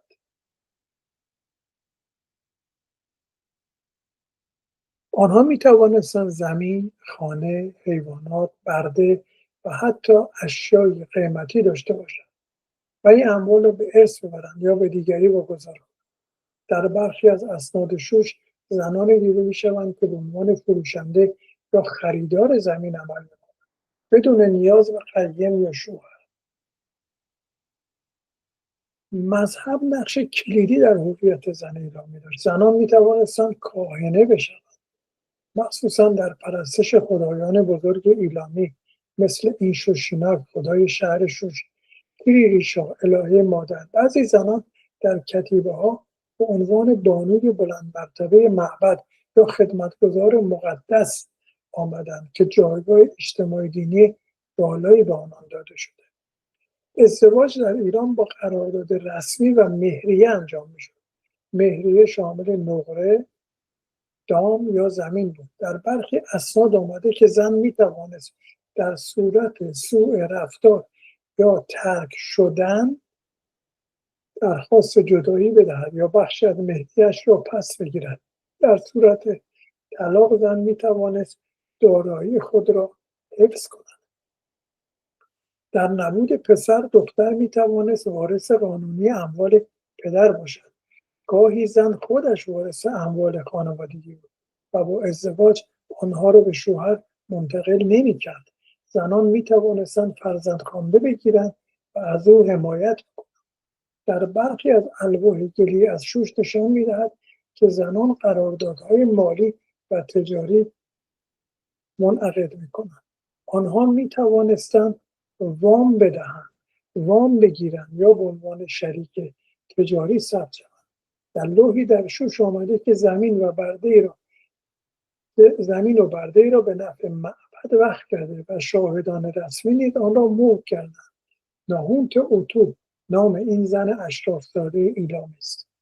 یک لوحه دیگر وجود دارد که میگوید پدری مزرعه‌ای را به دختر خود داده بود. این دختر آن را برای دخترش به ارث گذاشت و دختر هم به دخترش به ارث داد که این آخری آن را فروخت. از اینجا معلوم می شود که در امور مربوط به اموال شخصی در سلسله اناث حق وراثت وجود داشته. در لوحه دیگری شوهر مال باقی را به زنش می بخشد و نکته‌ای را اضافه می کند که به ویژه زن می تواند حتی اگر از او جدا شد باز هم باغ را نگاه دارد. همین نوع احساس در فرد ایلامی دیگری هست که در بستر مرگ تمام اموالش را به زنش می بخشد تا برای بقیه دوران عمرش از آن لذت ببرد. او در موقع مرگش فقط آن عده از پسرانش را وارث املاک خود می کند که با مادرشان با محبت و توجه رفتار کرده باشند. توجه والدین به دختران از یک وصیت‌نامه دیگر هم دریافت می شود. در این مورد حتی تمام اموالش را با وجود آنکه پسران متعدد و 2 زن دیگر دارد به دخترش می‌دهد. همه این متون گرچه به زبان خشک قانون نوشته شده ولی موقعیت والای اجتماعی و احترام زنان ایلام را تایید می‌کنند. تحت این شرایط است که وضعیتی فراهم می‌آمد تا روزی یک زن ایلامی به حکومت سوزیان برسد. او خواهر معروف سیلهاها و جده نایب الحکومه های کبیر بود. در اینجا ما به یک سند ازدواج مربوط به 1200 پیش از میلاد ازدواج میکنه. این سند ازدواج رو من میخونم تا یه مقدار روشن بشه که امروز اون موقع کجا بودن. من شتروک پسر ایناکال ساکن شوش. من شتروک با بارزیه دختر هومینیش ازدواج میکنم. شرایط عقد: مهریه 4 سکه نقره فشرده، معالدر 4 مینای نقره، 1 گاو ماده باربر، 1 قده پارچه بنفش. پارچه بنفش نماد منزلت اجتماعی بوده که همین بعدها ادامه پیدا میکنه که ما امروز هم میبینید که در پاپ ها و اینا هم همین رنگ رو استفاده میکنه. این مهریه در روز ازدواج به خانواده عروس تحویل داده شد. یعنی مهریه قسطی نبوده، اندر مطالبه هم نبوده، همون روز ازدواج داده شد. حقوق زن: وارثیه همون همسر اینها حق دارد در صورت مرگ شوهر تمام مهریه و نیمه از خانه سکونت را حفظ کند. در صورت ترک همسر، شوهر یا ازدواج دوم بدون رضایت زن، وارثیه میتواند خانه پدری خود را ترک نکند. بخشی از زمین خانوادگی شوهر را به عنوان نفقه دائمی دریافت کند. وظایف زن: وفاداری به شوهر و نگهداری از خانه. اگر بچه متولد شد فرزند هر دو محسوب می شود و ارث خواهد بود. شاهدان رسمی: انتک کاهن معبد ایشوشیناک، نهود خواهر داماد. یعنی می‌بینید که خانمان میتونن که شاهد باشه. مهر و تاریخ: سال دوم پادشاهی شیلهک اینشو شناک. اما برگردیم به این که وضع قوانین در شوش چجوری بوده و مقایسهش کنیم یکی از دادگاه ها رو با دادگاه های امروز خود. در شوش اسناد حقوقی و اجتماعی متعددی به زبان اکدی و سومری کشف شدند که شامل متون حقوق اداری و اجتماعی هستند. این اسناد تأثیرپذیری ایلامیان را از نظام‌های حقوقی بین‌النهرین و همچنین وجود ساختارهای قانونی در جامعه ایلامی نشان میدن. برای مثال در تمدن ایلام مفاهیمی چون سوگند خوردن در فرایندهای حقوق اهمیت ویژه‌ای داشته. این سوگندها نه تنها جنبه کلامی داشته بلکه به عنوان ابزار اثبات و تضمین در معاملات و دعاوی حقوقی مورد استفاده قرار می‌گیرد. پژوهش‌های زیادی در باب اسناد اکدی شوش با تاکید بر قوانین اجتماعی تمدن ایلام انجام شده. در دوره سلجوق‌ها حدود 2000 تا 1600 پیش از میلاد بیش از 500 سند حقوقی به زبان اکدی در شوش کسب شده. این اسناد شامل قراردادهای فروش، اجاره و دعاوی قضایی هستند و اطلاعات ارزشمندی را در باره ساختارهای حقوقی و اجتماعی ایلامیان نشون میدهند. برای آگاهی از وضعیت قانون مدنی جاری در شوش و مقایسه وضعیت آن و با قانون مدنی امروز جامعه خودمان به یک گزارش خاص که تاریخش به اواخر دوران ایبارتی میرسد به ما امکان میدهد تا تصویری از قانون مدنی ایلام به دست آوریم. این گزارش به این ترتیب است. من یک گزارش رو برای شما میخونم که ببینید که در شوش چجوری بوده. 2 برادر در محضر وزیر اعظم و یک قاضی حاضر شدند و خواستار آن هستند که فردی به نام بلی پسر عموی خوانده متوفای ایشان قطع زمینی را به ایشان برگردانند و اما بلی چنین از خود دفاع می‌کند: پدر مدعیان وامقیا اسمش بوده مرا به عنوان برادر خوانده‌اش پذیرفته بود. طبق روش عدالت که به وسیله خدا ایشوشیناک و الهه ایشمیکار وضع شده که تأیید می‌کند برادرخواندگی باید مثل برادری و پسرخواندگی مثل فرزندی تلقی شود، من زمینی را که پدرم از عمقیا دریافت کرده است به ارث بردم. این محاکمه در سال 1570 پیش از میلاد انجام شد. به نظر می‌رسد که در سر تا سر شوش هیجان وسیعی را موجب شده بود.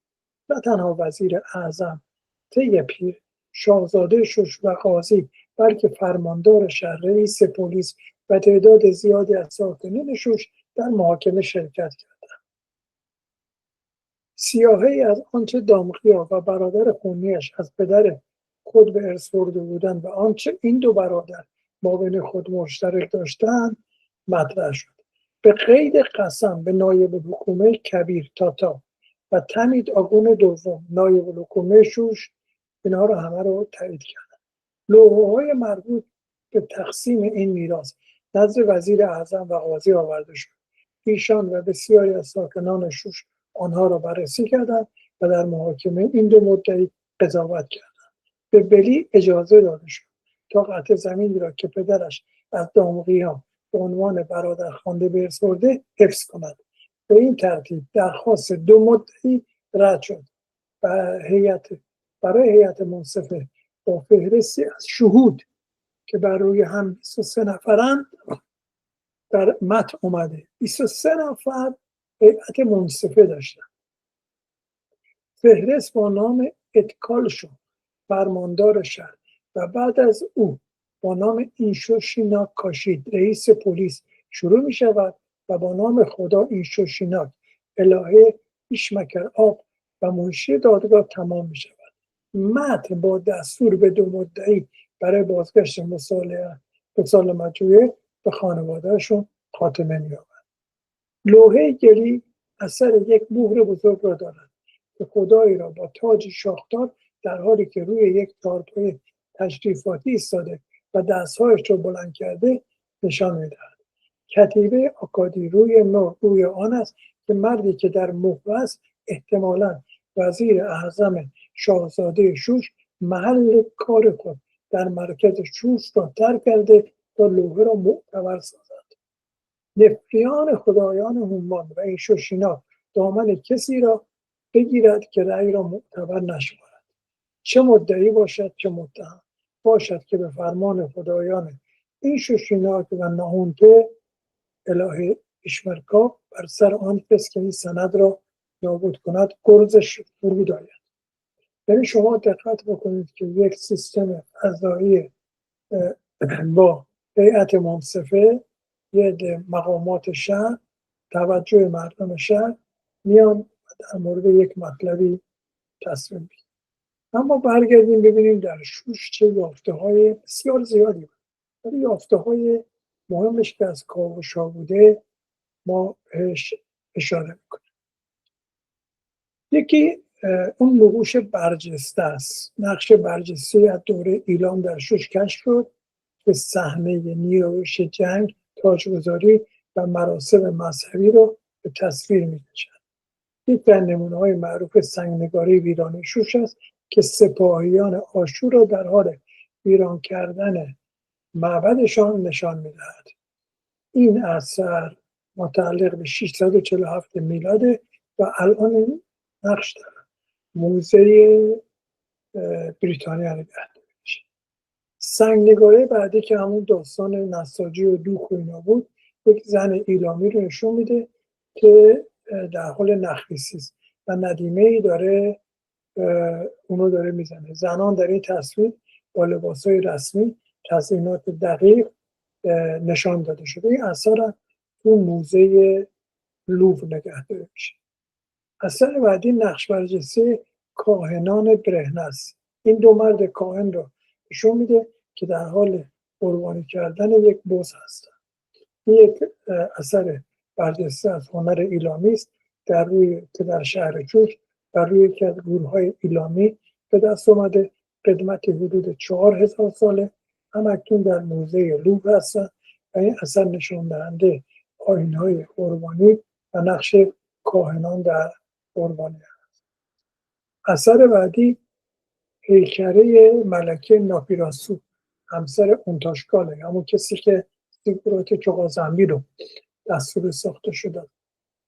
این تندیس یه مجسمه بزرگه ولی بی‌سره که از آثار دوره ایلامیانه که قدمتش به 1250 سال پیش از میلاد برمیگرده.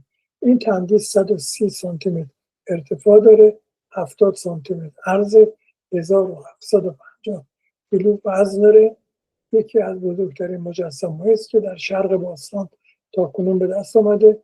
نظیرش حتی در مصر و بابل و آناتولی هم دیده نشد. جنسش از برنز یا مفرقه که با لایه‌های مس و طلا پوشیده شده. بر روی حاشیه این دامن تندیس نام ملکه و خدایان بزرگ شوش به خط میلی حک شده و درست چپ تندیس در دست چپ تندیس انگشتری دیده میشه که احتمالا حلقه عروسی شهبانو ناپیراسو است. نوشته در حاشیه دامن این تندیس حک شده که گویی از زبان خود ملکه است و از این قرار: من ناپیراسو همسر اونتاش ناپیراشا هستم. هر کس که بخواهد مجسمه مرا تصرف کند، هر کس بخواهد آن را در هم بشکند، هر کس این کتیبه را کند یا نام مرا پاک کند، باشد که مورد غضب خدایان این شوشیناک نپ ایریشا کیریریشا قرار بگیرد و نام و نسلش از میان برداشته شود. این تندیس نمادی از اوج هنر ریخته‌گری مفرقی و وجود صنعتگران ماهر و چیره دست در سرزمین ایلام است. تندیس بیانگر احترام و ارزش بانوان در تمدن ایلام است.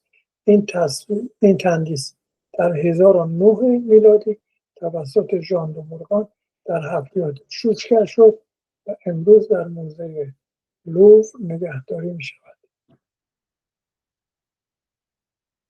چیزهایی که دیگه کشف شده در شوش، ظروف سفالی با تزیینات هندسی و نقوش حیوانی هستند.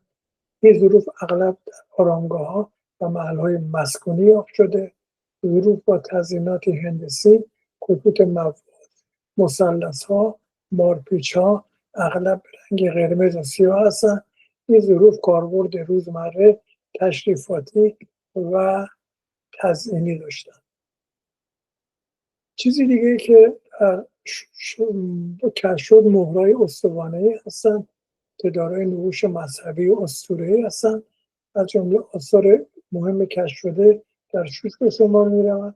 این مهرها برای این صفحه‌ای که می‌بینید باز شده از اون مهرهای استوانه‌ایه. مهرها به صورت خودشون استوانه‌ای هستن. این مهرها برای مهر امضای اسناد اداری مذهبی استفاده می‌شده. اغلب از سنگ‌های نیمه قیمتی مانند لاجورد، عقیق ساخته شده. برخی از این مهرها در موزه لوور پاریس نگهداری می‌شوند.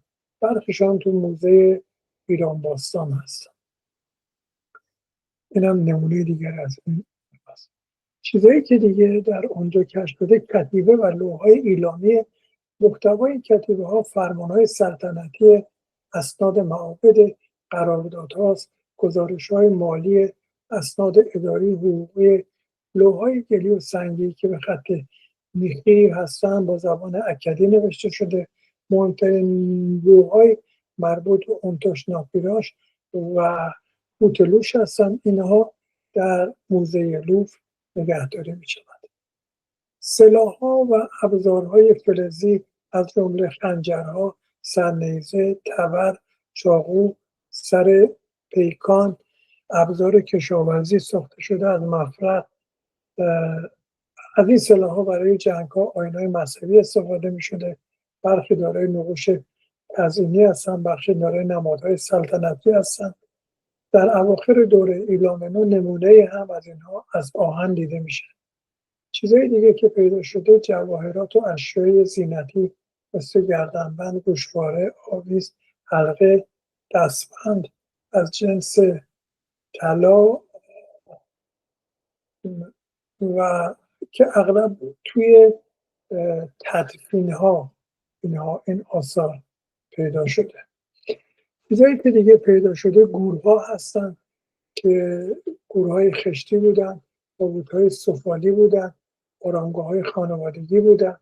در این گورها اشیای تزئینی مانند جواهرات، مهرها، ظروف، پیکره‌ها به دست آمده. گورها اطلاعات ارزشمندی را در مورد آیین‌های تدفین، باورهای ایلامیان به دست میده.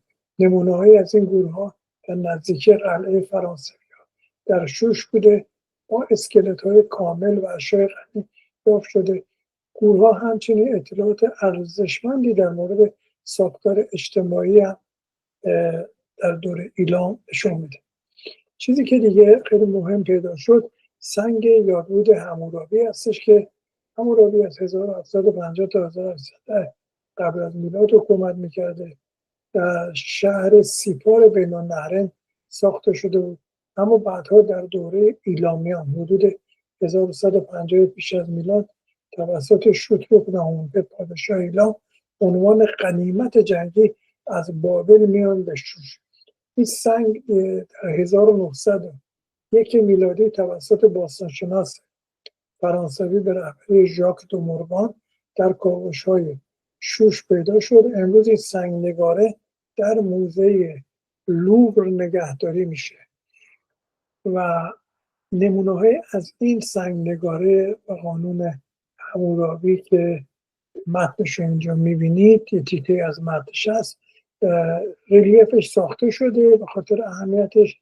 به نسخه در موزه شرق‌شناسی دانشگاه شیکاگو هستش، مؤسسه حقوقی شیکاگو. موزه مرکز طب دانشگاه کانزاس، کتابخانه دانشکده الهیات در هلند، موزه پرگامان در برلین، دانشکده هنر در لورن بلژیک، موزه تاریخ طبیعی آمریکاست، موزه ملی ایران در تهران، موزه مردم شناسی دانشگاه پنسیلوانیا است، موزه پوشکین در روسیه، موزه مردم شناسی دانشگاه کوروان، موزه دانشگاه واشنگتن دی سی هستش. به خاطر اهمیتش که و اینکه اولی قانون مدونی است که توسط بشر نوشته شده در اونجا هستش. یه چیزی دیگه که مهم بود پیدا شد در سال 1897 میلادی ژان دو مورگان کتیبه پیروزی نارامسین رو اونجا پیدا کرد در شوش. این اثر هنری تاریخی پیروزی نارامسین نوه سارگون بزرگ و پادشاه امپراتوری اکن رو بر قوم لولویی ها که ایرانی بودن به تصویر کشانده.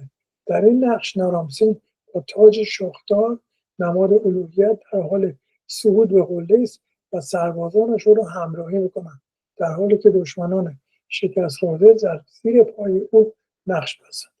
این کتیبه که برای لوح قرار دارد به زبان اکدی و خط میخی نوشته شده. در این کتیبه نارامسین خود را با القابی چون شاه چهارگوشه جهان معرفی میکند و پیروزی‌هایش را به خدایان نسبت میدهد. این اثر هم مثل قانون حمورابی توسط شترک نهونپه عنوان غنیمت جنگی به شوش آورده شد و این کتیبه در موزه لوور در حال حاضر نگهداری میشه. چیزی دیگه ای که در شوش مهم بود پیدا شد در سال 1972 بین کاوش‌های در کاخ داریوش توسط باستانشناسان فرانسوی به سرپرستی ژان پرو مجسمه داریوش اول به دست آمد. این اثر از سال 1973 در موزه ملی ایران نگهداری می شود. من جلسه قبلا توضیح دادم ژان پرو هیچ اثری از ایران با خودش نبود. بر روی مجسمه که در مصر حکاکی شده تزییناتی به خط هیروگلیف و بر روی آن نوشته‌های به خط میخی پارسی قدیم، ایلامی و بابلی وجود دارد که مشخص می‌کند مجسمه مربوط به داریوش بزرگ است. تندیس مزبور فاقد سر است. مجسمه بدون سر 3 متر بلندی دارد و در محل نزدیک به شرق تالار قصر داریوش بزرگ بر بالای کاخ آبادان‌ها به دست آمد. در آخرین قسمت من یک گزیده از کتاب شناسی میگم در مورد شوش، کسانی که علاقه‌مند داشتن. البته همه نیست، خیلی کتاب زیاده، ولی یه تعدادی رو اشاره میکنیم. کتاب شوش یا کهن‌ترین مرکز شهرشناسی جهان اثر دکتر عزت الله نگهبان، باستانشناسی در شهر 15 دوره ایلام میانه اثر اسماعیل یغمایی، شوش 6000 ساله اثر پیر آمیه ترجمه علی موسوی، کتاب شوش و چغال‌زنبیل نشریه داره کل باستانشناسی نوشته خانم سلما مقدم ترجمه نوشین نفیسی، شوش و جنوب غربی ایران تاریخ و باستانشناسی نویسندگان ژان پرو و ژونیو دلفوس، مترجم هایده اقبال، ایران کلده و شوش مادام ژان دیولافوا ترجمه محمد علی فرهوشی، سفرنامه خاطرات باستانشناسی شوش مادام دیولافوا ترجمه ایرج فرامرزی، یادنامه گرد همایی باستانشناسی شوش جلد اول نویسنده مارک بی دریسون، مارگارت کورو ترجمه کمال‌الدین نیکنامی، علی بهادری، باستانشناسی ایلام دانیل تریپاتس ترجمه زهرا باشه. اما کتابایی هم به زبان انگلیسی هستش. یکیش کتاب رولر سیتی آفته شوشا هست، د متروپولیتن میوزیوم آف آرت چیز کرده. کتاب دیگه شوشا د هیستوری and legacy of the Elamite capital in the ancient Near East by چارلز ریور ادیتورشون ادیت کرده. کتاب شوشا The Ancient Capital of King of the Persia و خانم دیولافوا هستش. این کتابش ترجمه نشده. At the Citadel in the Shusha by the Jeremy Thomas, Travel and Research in the Chaldon and the Shushan کلدست در واقع و شوش برای ویلیام لفتوس همون کسی بود که اولین کارهای باستانشناسی رو تو شوش انجام داد.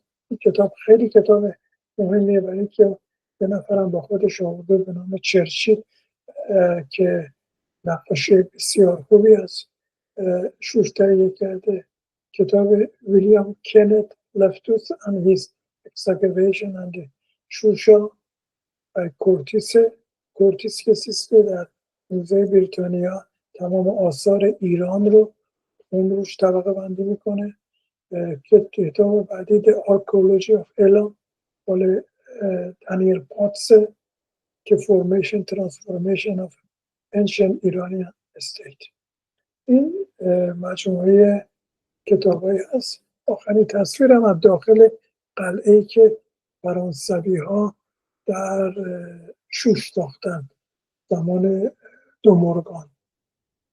من دیگه صحبتی ندارم، منتظرم اگر دوستان سوالی چیزی دارن من در خدمتتون هستم. خیلی ممنون آقا بهرام، خیلی اطلاعات مفصل و جامعی بود. من نمیدونم صدای من خوب میاد یا نه. اگر احیانا مشکل در صدا هست لطفا به من بگین و چند لحظه میتونیم صبر کنیم ببینیم افرادی که توی تالار هستن سوالی دارن میتونیم سوالا رو هم جواب بدیم.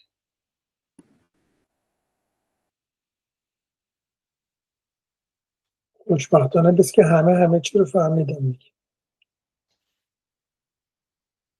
بله، من خودم یک سوال داشتم، شاید بشه گفت در مورد جلسه قبل بود، بیشتر جلسه قبل در مورد ترانشه ها صحبت کردیم و این به نظر میاد یه اصطلاح تخصصیه. یه چیزی دیدم توی متون انگلیسی میگن ساوندینگ و من فکر کنم توی متون فارسی میگن گمانه. اینا با هم تفاوت داره؟ بله. ببینید من الان بذارید یه عکسی از شوش رو نشون بدم توی اون تصاویر اولیه که داشتیم. نه به احتیاطش ممکنه صدا توی زنده یوتیوب خوب نره، اگه امکانش هست سوالم تکراری بکنیم.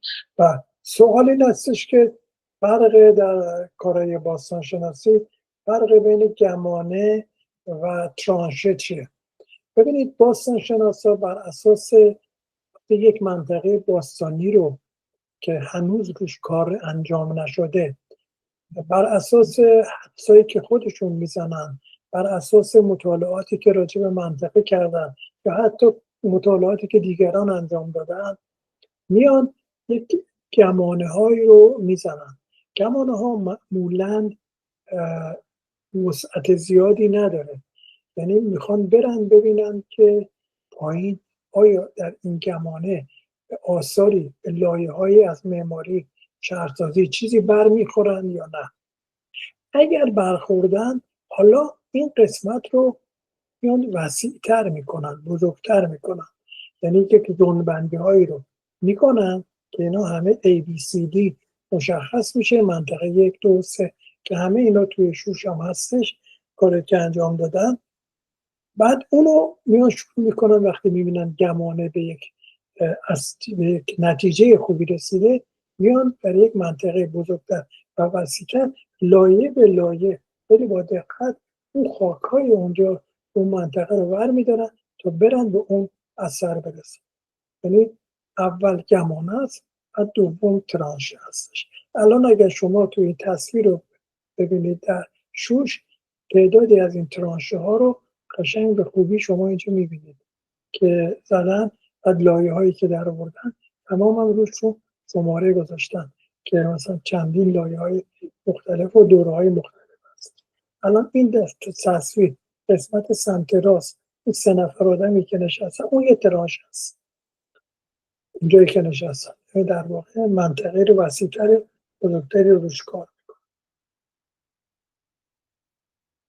خیلی ممنون آقا بهرام. آقای هوشنگ پارپور هم اومدن توی تالار. سوال کم سوالی داشتیم. نه دست دادم اومد بالا. سپاسگزارم. آقای پارپور استاد ماست.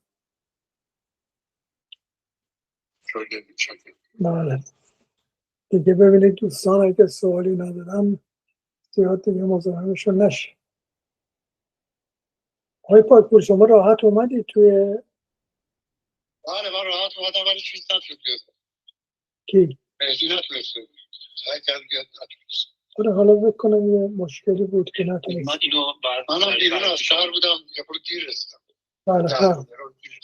بله این که ثبت شده کل این ارائه در مورد تصاویری که آقا بهرام داشتن ارائه می‌کردن در یوتیوب هست. من اینو بعد از پایان جلسه دوباره تو کانال میذارم برای کسانی که علاقه داشته باشن بتونن خودشون مثلا فرصت ببینن و در حال این نشان دفعه اول بود پیشون و امیدوارم دفعه بعد بتونیم این کار درست به اشتراک بگذاریم. بله آقای داوری شما سوالی ندارید؟ آقای محمود خان شما چی؟ اگر دوستان سوالی چیزی ندارن میتونیم دیگه رفع زحمت کنیم.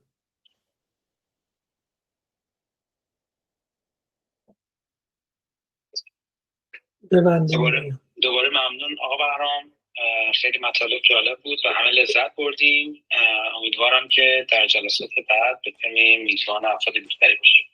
اون 4 تا موردی که شما اول گفتید چون الان تعداد دیگه هستند، اون 4 مورد رو یه بار دیگه اگر بگید. حتما من یه لحظه صدا من میکنم الان، امیدوارم صدا اکو میشه درسته؟ خب یه بار دیگه نکاتی که در اول جلسه برای همه گفتم و تکرار میکنم. ولی که ما میخواستیم تشکر کنیم آقا سهیل و آقا وحید به خاطر کمک‌هایی که تا الان کردن. متاسفانه آقا سهیل به خاطر مشغله و آقا وحید به خاطر ساعت سوئد که هماهنگی نداره با ساعت برنامه نمیتونن فعالانه کمک کنن و این بعد من سعی میکنم تا جایی که ممکنه کمک کنم به اجرای برنامه‌ها. نکته دومی که لینک یوتیوب رو من توی کانال قرار دادم. لطفاً به کانال یوتیوب، این کانال جدید هست، سابسکرایب کنید تا بتونید تمام برنامه‌های قبلی رو هم که اونجا هست ببینید و برنامه جدید رو هم صوت زنده بتونید تماشا کنید. تصاویر اونجا خواهد بود. و نکته آخر و شاید از هم مهمتر این که از این به بعد ما جای آخرین پنجشنبه هر ماه، آخرین جمعه هر ماه، همین ساعت 6 بعد از ظهر به وقت غرب آمریکا برنامه‌ها رو خواهیم داشت. امیدوارم در خدمت تعداد بیشتری از علاقه‌مندان به تاریخ ایران باشیم. خیلی ممنون. دیگه مزاحم دوستان نشیم. آقای علی داوری هم اومدن بالا، فکر کنم ایشون سوال دارن. بفرمایید. سلام عرض کردم به یکشون. سلام. بقیه دوستان من عذرخواهی میکنم یکم طول کشید تا ببینم چجوری بیام بالا خدمتتون عرض سلام کنم. همین و تشکر کنم، از همیشه عالی بود. عرض خاصی هم نیست. خیلی ممنون. قربون شما ارادت داریم. لطف کرد. شب عالی بخیر. بسیار ممنون از همه شرکت کنندگان. باز تشکر مجدد از آقای دکتر بهرام قدیری در خاطر زحمت زیادی کشیدن در این برنامه و امیدوارم در برنامه‌های بعد باز از اطلاعات بیشتری بهره ببریم. خدا نگهدار.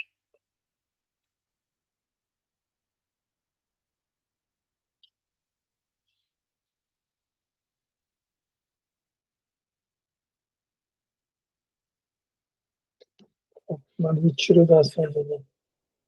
اینو ببندم.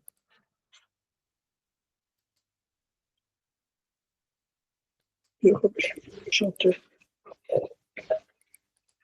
اینو ببندم.